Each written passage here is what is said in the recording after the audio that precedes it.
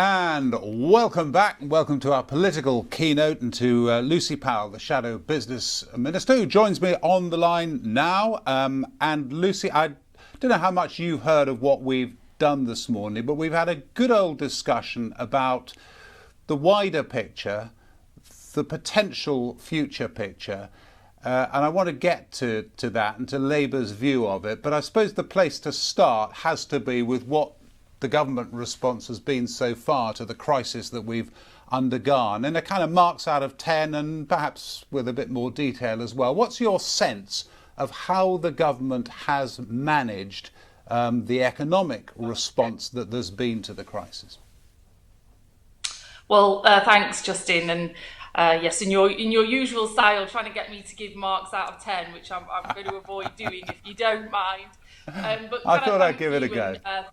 Yeah, thanks to SMMT for having me today. It's a real honour and opportunity to come and thank the industry for everything that they've been doing in recent times through what is a really difficult time for the sector and for all their workers and those trying to save businesses and look to that future. But look, our starting point as an opposition is that we want to save jobs, save businesses and secure a long-term future for the automotive industry in the UK. You know, we're not about trying to score party political points.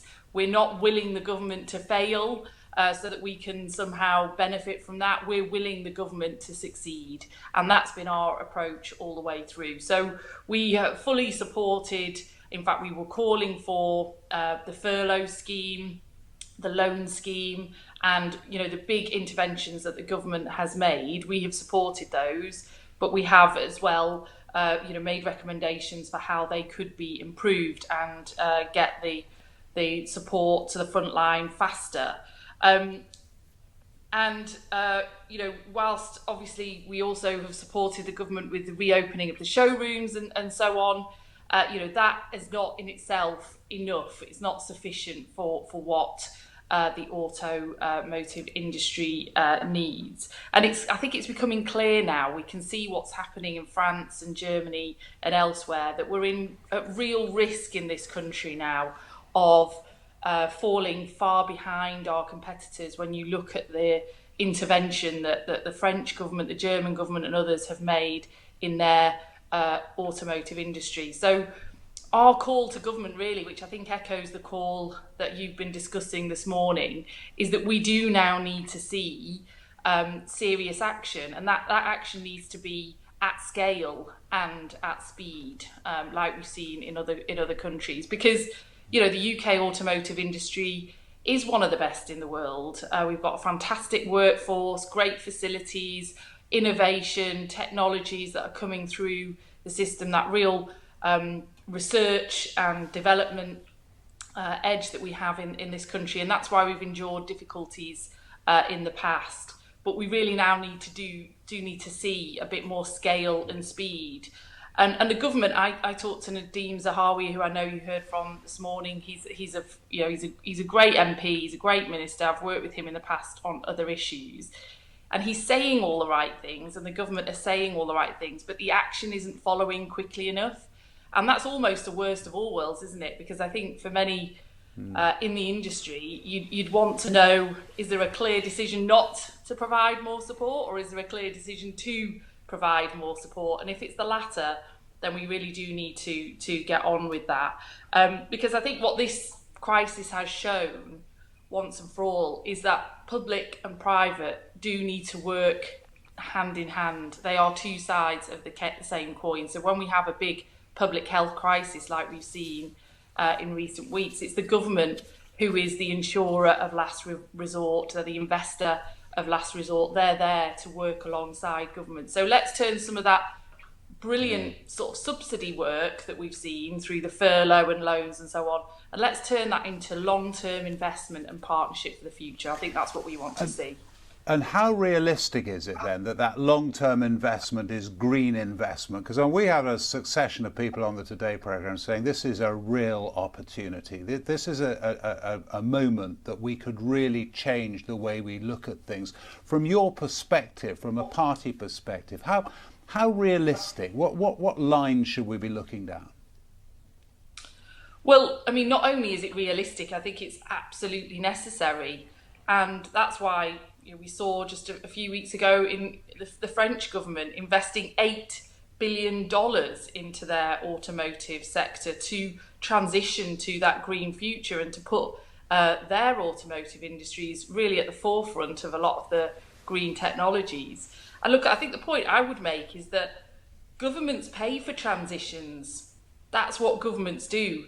But do you want a government to pay for a badly managed transition, which sees lots of job losses, businesses close, and then you have to come in and pay really over the long term for a transition for that workforce, for the communities that are affected, that can often take decades, as we've seen in previous recessions? Or would it be better for the government to invest now in that transition for the industry that the industry is leading anyway and wants to be at the forefront of, and being a co-investor in that green transition that is not only, as I say, realistic, but is absolutely necessary. And ultimately the government will pay somewhere down the track for transition, and I'd rather that was a positive transition that invested in people now and saved businesses now and put us at the forefront, than it was a 20-year-long transition that involved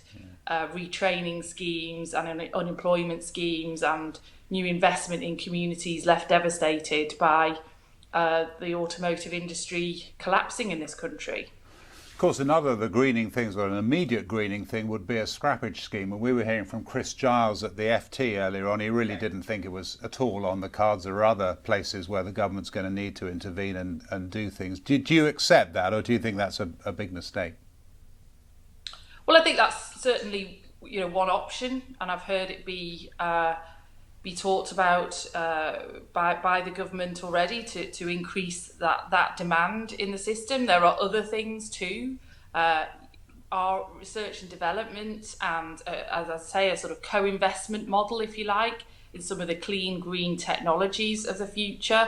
I know we've had an announcement this morning, I think at the conference, from the minister in terms of the battery technology and some of the technology involved, and that's to be really welcomed.